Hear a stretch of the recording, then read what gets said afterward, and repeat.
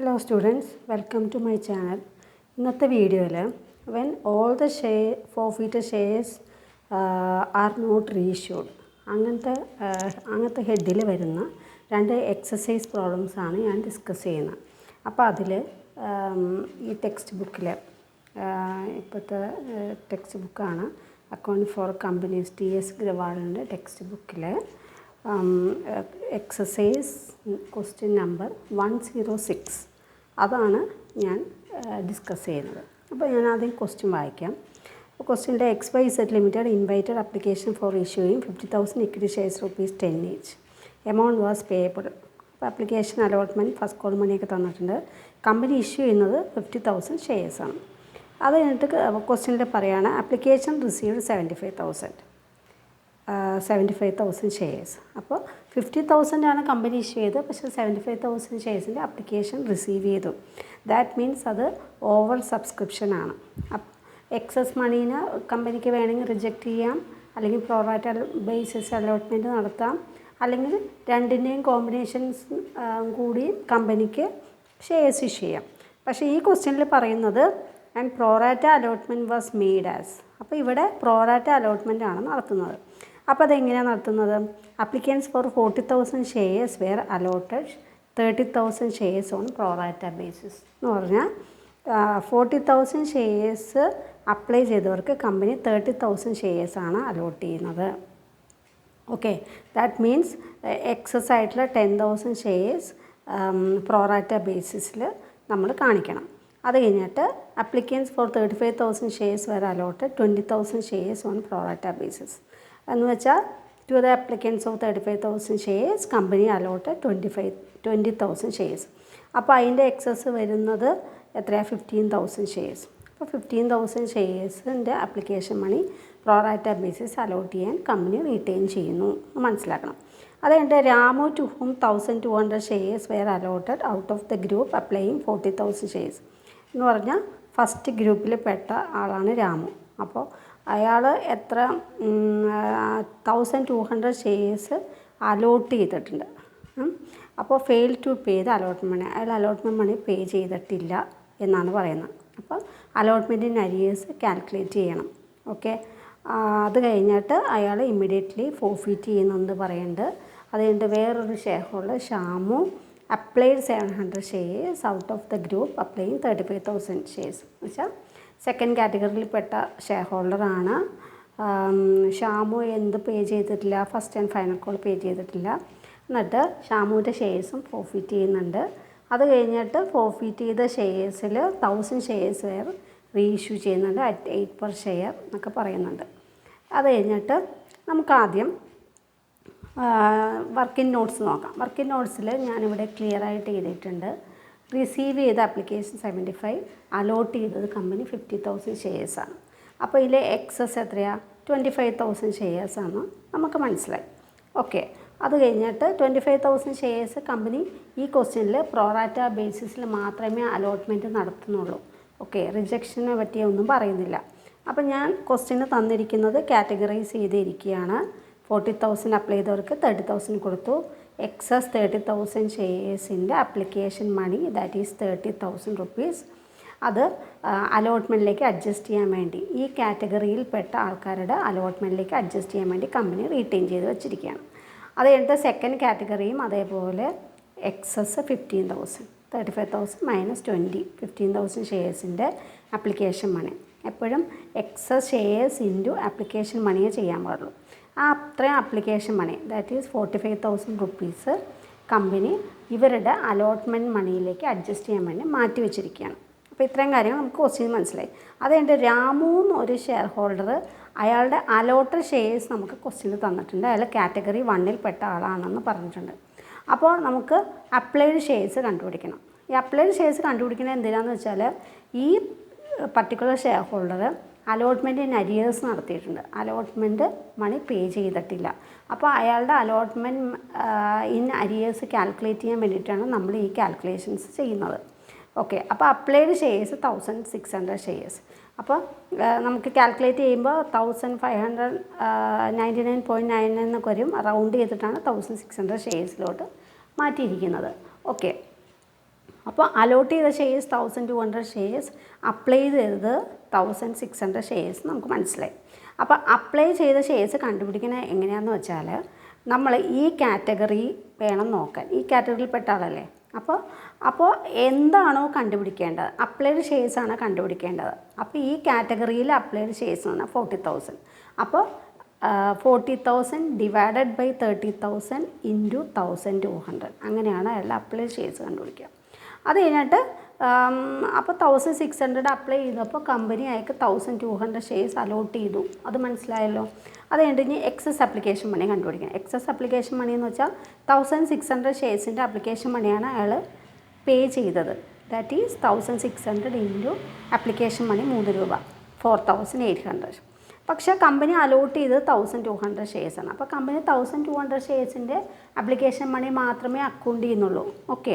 അപ്പോൾ 1200 ഷെയർസിൻ്റെ ആപ്ലിക്കേഷൻ മണി എന്ന് പറഞ്ഞാൽ 1200 ഇൻറ്റു 3 3600. അപ്പോൾ ഇതിൻ്റെ ഡിഫറൻസാണ് എക്സസ് ആപ്ലിക്കേഷൻ മണി. ഇത് കമ്പനിയുടെ കയ്യിലുണ്ട്. ഓക്കെ.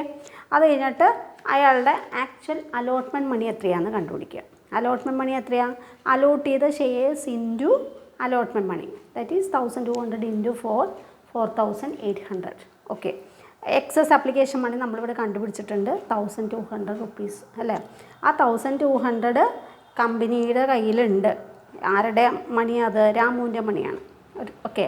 അപ്പോൾ അത് രാമു ശരിക്കും അലോട്ട്മെൻറ്റ് മണി 4800 ആണ് പേ ചെയ്യേണ്ടത് അല്ലേ. പക്ഷേ 1200 ഓൾറെഡി കമ്പനിയുടെ കയ്യിലുണ്ട്. ബാക്കി എമൗണ്ട് അലോട്ട്മെൻ്റ് ആയിട്ട് പേ ചെയ്താൽ മതിയല്ലോ. പക്ഷേ അയാൾ ഇവിടെ പേ ചെയ്യുന്നില്ല. അതാണ് സിറ്റുവേഷൻ. അപ്പോൾ 3600 ആണ് അലോട്ട്മെൻറ്റ് ഇൻ അരിയേഴ്സ്. ഓക്കെ. അത് മനസ്സിലായെന്ന് വിചാരിക്കണം. ഇനി കമ്പനി ടോട്ടൽ റിസീവ് ചെയ്ത അലോട്ട്മെൻറ്റ് മണി ഞാൻ വെറുതെ വർക്ക് നോട്ട്സ് ചെയ്തിരിക്കുകയാണ്. ഓക്കെ.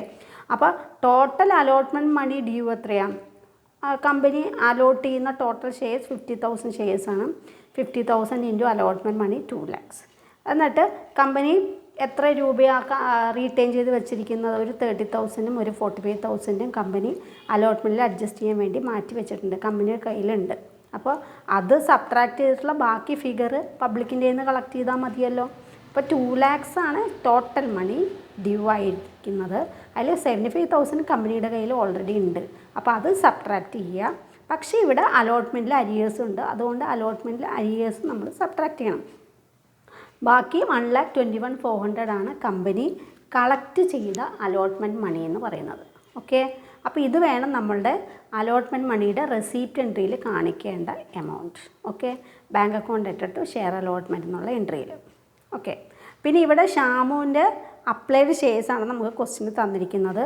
അപ്പോൾ ഷാമുവിൻ്റെ അലോട്ടഡ് ഷെയർസ് കണ്ടുപിടിക്കണം. എന്തുവെന്ന് വെച്ചാൽ ഇവിടെ ഷാമു ഫസ്റ്റ് കോൾ മണി പേ ചെയ്യുന്നില്ല എന്ന് പറയുന്നുണ്ട്. അപ്പോൾ അലോട്ടഡ് ഷെയർസിൻ്റെ കോൾ മണിയല്ലേ ശരിക്കും ആക്ച്വലി അയാൾ പേ ചെയ്യേണ്ടത്. അപ്പോൾ നമുക്ക് അലോട്ടഡ് ഷെയർസ് അറിയില്ല.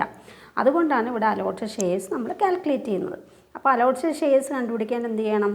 ഇയാൾ സെക്കൻഡ് കാറ്റഗറിയിൽ പെട്ട ആളാണ് അല്ലേ. സെക്കൻഡ് കാറ്റഗറിയിൽ അലോട്ടഡ് ഷെയർസ് വന്നാൽ 20,000.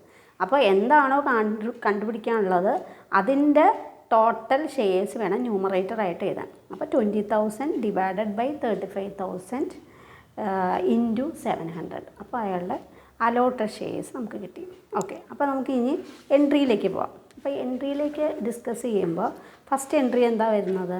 ആപ്ലിക്കേഷൻ മണിയുടെ റെസിപ്റ്റ് എൻട്രി. അപ്പോൾ ആപ്ലിക്കേഷൻ മണിയുടെ റെസിപ്റ്റ് എൻട്രി എന്ന് പറഞ്ഞാൽ ബാങ്ക് അക്കൗണ്ട് ഡെറ്റഡ് ടു ഷെയർ ആപ്ലിക്കേഷൻ. അപ്പോൾ കമ്പനി ടോട്ടൽ റിസീവ് ചെയ്ത ഷെയർസ് എന്ന് പറഞ്ഞാൽ 75,000 ഷെയർസാണ്. 75,000ൻ്റെ ആപ്ലിക്കേഷൻ മണി കമ്പനി റിസീവ് ചെയ്തല്ലോ. അപ്പോൾ അത് വേണം റെസിപ്റ്റ് എൻട്രിയിൽ കാണിക്കാൻ. 75,000 ഇൻറ്റു 3, 2,25,000. അത് കഴിഞ്ഞിട്ട് സെക്കൻഡ് എൻട്രിയിലാണ് നമ്മൾ പ്രോറാറ്റയുടെ അഡ്ജസ്റ്റ്മെൻറ്റ്സ് കാണിക്കണം. അപ്പോൾ ടോട്ടൽ 2,25,000 റുപ്പീസ് കമ്പനി കളക്ട് ചെയ്തു. അതിൽ 50,000 ഷെയർസിൻ്റെ ആപ്ലിക്കേഷൻ മണിയാണ് കമ്പനി ഷെയർ ക്യാപിറ്റലിലേക്ക് ട്രാൻസ്ഫർ ചെയ്യുന്നത് അല്ലേ. പിന്നെ പ്രോറാറ്റ ബേസിസിൽ അലോട്ട്മെൻറ്റ് നടത്താൻ വേണ്ടി കമ്പനി മാറ്റി വെച്ചിരിക്കുന്ന പൈസ 75,000 റുപ്പീസാണ്. അതെങ്ങനെ കിട്ടിയെന്ന് മനസ്സിലായല്ലോ. അത് ഈ 30,000ഉം ഈ 45,000ഉം കൂടെ ആഡ് ചെയ്തിട്ടാണ് 75,000 ഇവിടെ എഴുതിയിരിക്കുന്നത്. ഓക്കെ. അത് കഴിഞ്ഞിട്ട് നെക്സ്റ്റ് എൻട്രി എന്താ? അലോട്ട്മെൻറ്റിൻ്റെ due entry, share allotment to share capital. ഇവിടെ നമ്മൾ കമ്പനി അലോട്ട് ചെയ്ത ഷെയർസിൻ്റെ അലോട്ട്മെൻറ്റ് മണിയല്ലേ കമ്പനിക്ക് കളക്ട് ചെയ്യാൻ പറ്റുള്ളൂ. അപ്പോൾ അതാണ് ടോട്ടൽ എമൗണ്ട് ഡ്യൂ ആയിട്ട് കാണിക്കേണ്ടത്. അത് കഴിഞ്ഞിട്ട് ബാങ്ക് അക്കൗണ്ട് ഡെറ്റഡ് ടു ഷെയർ അലോട്ട്മെൻറ്റിൽ നമ്മൾ എമൗണ്ട് ഓൾറെഡി വർക്കിംഗ് നോട്ട്സിൽ കണ്ടുപിടിച്ചിട്ടുണ്ട്. 1,21,400 എന്നുള്ള റുപ്പീസ് കണ്ടോ.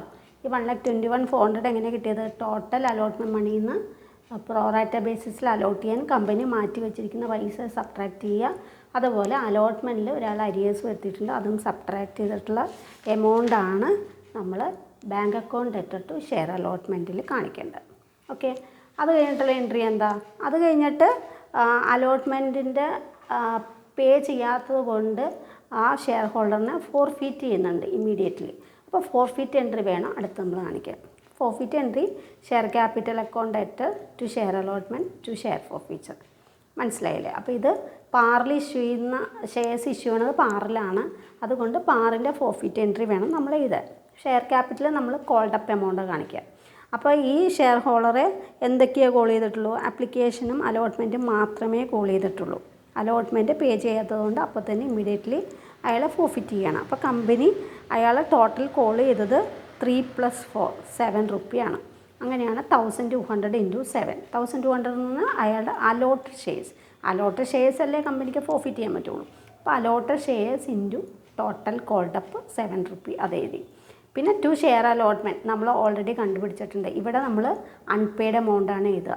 ആ അൺപെയ്ഡ് എമൗണ്ട് എന്ന് പറഞ്ഞാൽ 3,600 നമ്മളിവിടെ കണ്ടുപിടിച്ച് വെച്ചിട്ടുണ്ട്. Allotment in arrears. മനസ്സിലായില്ലേ? ആ 3,600 വേണം അൺപെയ്ഡ് ആയിട്ട് ഇവിടെ കാണിക്കാൻ. ഓക്കെ, അത് കഴിഞ്ഞിട്ട് ടു ഷെയർ ഫോർഫീച്ചറിൽ പെയ്ഡപ്പ് എമൗണ്ടാണ്. അയാൾ ആകെ പേ ചെയ്തത് 1,600 ഷെയർസിൻ്റെ ആപ്ലിക്കേഷൻ മണിയാണ് അയാൾ ആകെ പേ ചെയ്തിരിക്കുന്നത് അല്ലേ. 1,600 വേണമെന്നും പറഞ്ഞിട്ട് ഷെയർ കമ്പനീനെ അപ്രോച്ച് ചെയ്തു. 1,600 ആപ്ലിക്കേഷൻ കൊടുത്തു. അപ്പോൾ ആ മണി മാത്രമേ അയാൾ ടോട്ടൽ പേ ചെയ്തിട്ടുള്ളൂ, വേറെ ഒന്നും പേ ചെയ്തിട്ടില്ല. അപ്പോൾ 1,600 × 3 എന്ന് വേണം ഇവിടെ പെയ്ഡപ്പ് എമൗണ്ടായിട്ട് കാണിക്കാൻ. ഓക്കെ, അത് കഴിഞ്ഞിട്ട് കമ്പനി ഫസ്റ്റ് കോൾ ചെയ്യുകയാണ്. ഫസ്റ്റ് കോളിൻ്റെ ഡ്യൂ എൻട്രിയിൽ ടോട്ടൽ അലോട്ട് ചെയ്ത ഷെയർസ് 50,000 ആണ്. അതിൽ 1,200 ഷെയർസ് കമ്പനി ക്യാൻസൽ ചെയ്തു. അപ്പോൾ ബാക്കി ഷെയർസിൻ്റെ കോൾ മണി മാത്രമേ കമ്പനി കളക്ട് ചെയ്യുന്നുള്ളൂ. ആ എമൗണ്ടാണ് ഇവിടെ എഴുതിയിരിക്കുന്നത്.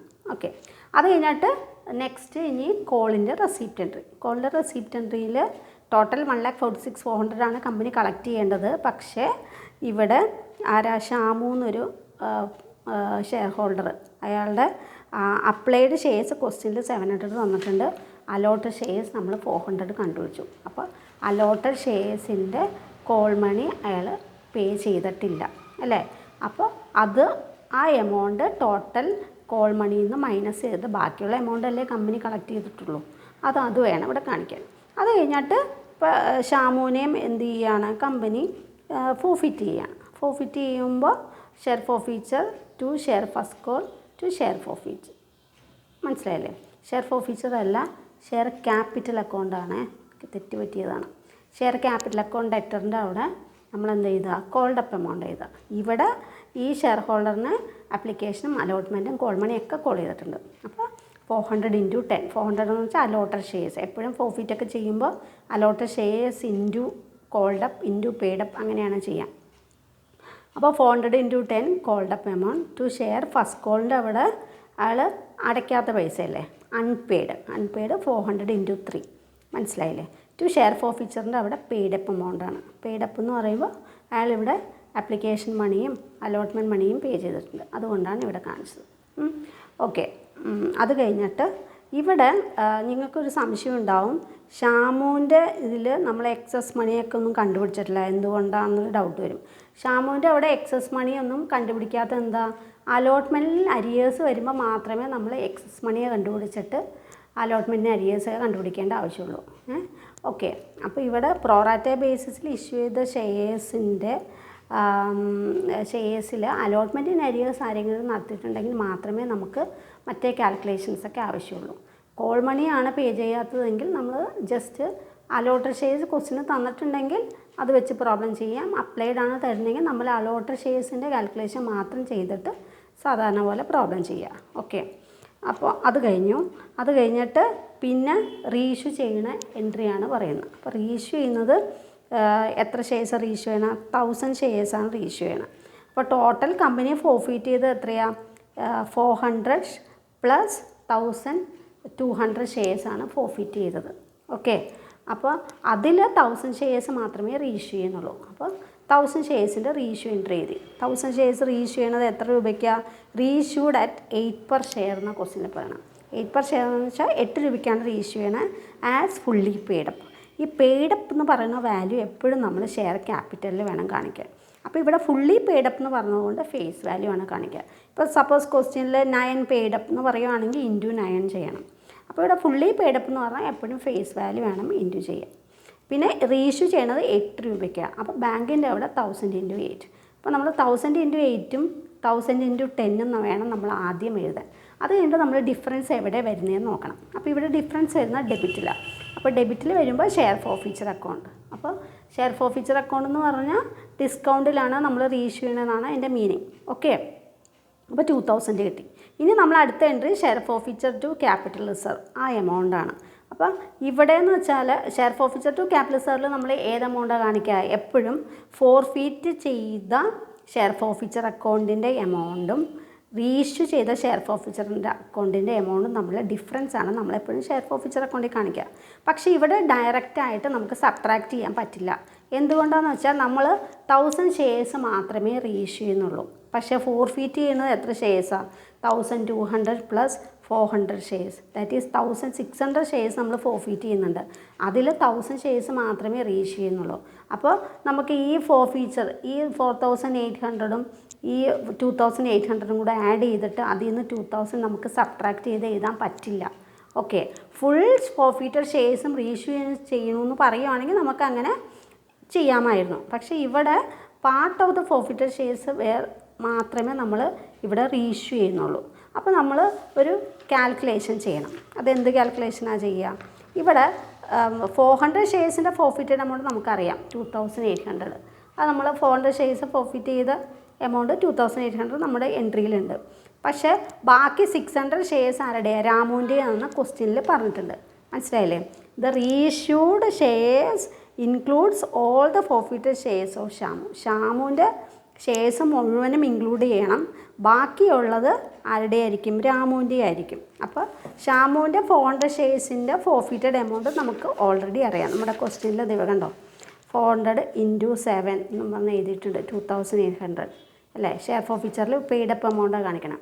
അപ്പോൾ ആ എമൗണ്ട് നമുക്ക് ഓൾറെഡി അറിയാം, 2800 അറിയാം. പക്ഷേ റിമൈനിങ് 600 ഷെയർസിൻ്റെ ഫോർഫീറ്റഡ് എമൗണ്ട് അറിയില്ല.